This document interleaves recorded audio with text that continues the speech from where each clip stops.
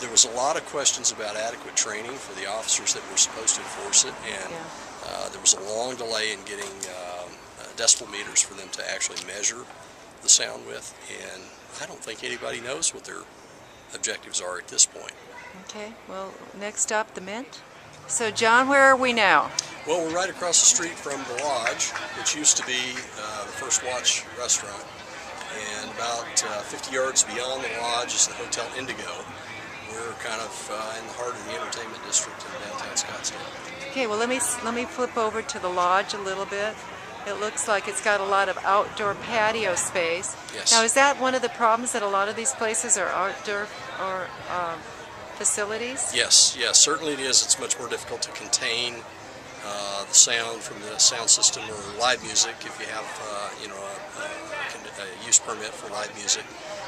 And of course, with the proximity to the hotel here, that creates problems for the hotel guests. And there's some people that don't care about the noise. I suppose if you're a patron at the Lodge and you're going to drink and have a good time and go back to the Hotel Indigo when you're done with that, you probably don't mind the noise so much. But it's a little bit difficult for people that don't expect that as travelers and visitors to Scottsdale. Right, and tourism is our biggest industry, is it not? It really is our industry. Tourism is Scottsdale's industry. We have a significant amount of healthcare industry here, and there's a lot of research going on in Scottsdale, but tourism still is our primary economic driver. Well, and John, you're standing in front of one of the many buildings that are great office space, but this is not an uncommon sign anymore, is it? The Four Leaves. That's exactly right. I mean, just in the space that we've walked this evening, perhaps a half mile, we've passed several dozen spaces that have Four Leaves signs on them. Great. Thank you, John. Here we are with John now on the corner of Stetson, I believe, and 75th and Camelback. 75th and Camelback, and one of the things that was touted about the entertainment district is it would attract world-class businesses. Now, John, what is it that I see over your shoulder here? Is this a world-class business? Let me see if I can foretell what you are seeing. Yes, this is a psychic reading facility. I don't have anything against this particular business or this type of business, and it actually looks like a nice, clean little facility, and it's quiet, but I don't think this is what they had in mind when they wanted to attract world-class businesses to Scottsdale's entertainment Right, district. so psychic readings and palm readings is right across the street from the entertainment district, so maybe we could say that that's one of the many venues. Now, the other thing, though, getting on a more serious note, if we look across the street... Thank you, Mayor Lane. So, John, an interesting thing just happened. We were talking about the neighborhood across the street, and the lights went out. So, tell us about right across it. Here we are at the Mint, which has got this beautiful outdoor patio. A lot of windows that open and face on Camelback. But across the street, I noticed something that looks a lot like houses. Yeah, that's correct. We're on the south side of Camelback Road. That's west.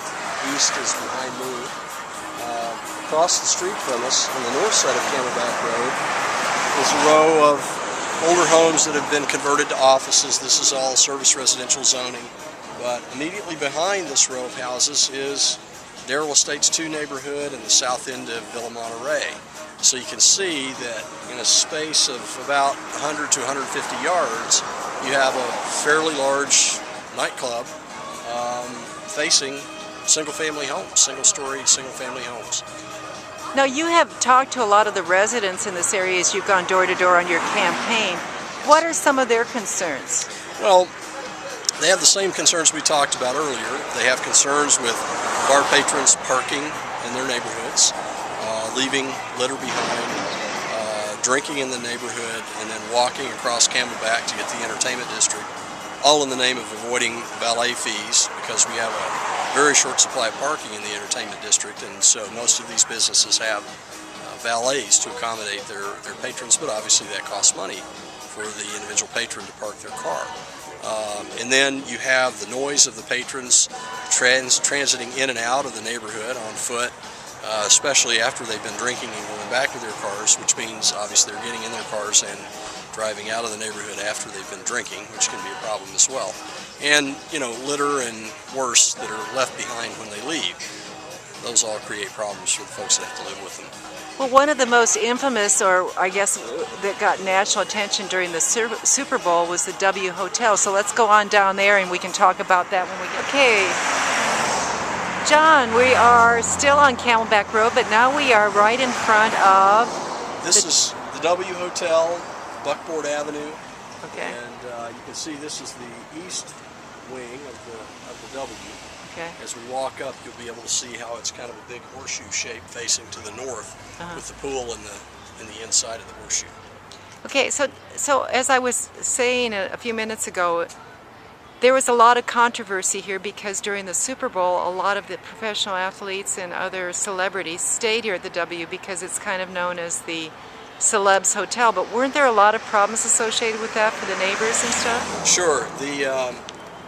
As you can envision, with this being the east wall and the pool being just on the other side of this with the opening to the north, across Camelback here facing north, there's nothing here now because this is a defunct development, so you don't see anything immediately north of the W. But further down the canal, that's the Safari, I believe, there, and then Darrell Estates is a little single-family home neighborhood.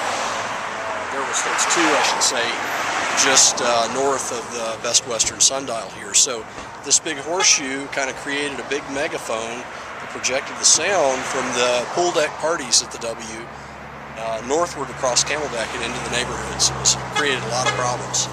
Were there an awful lot of extraordinary police calls to break up fights and all kinds of other kinds of activities that were going on? That's been a problem throughout the entertainment district for the last couple of years. Much behind you here.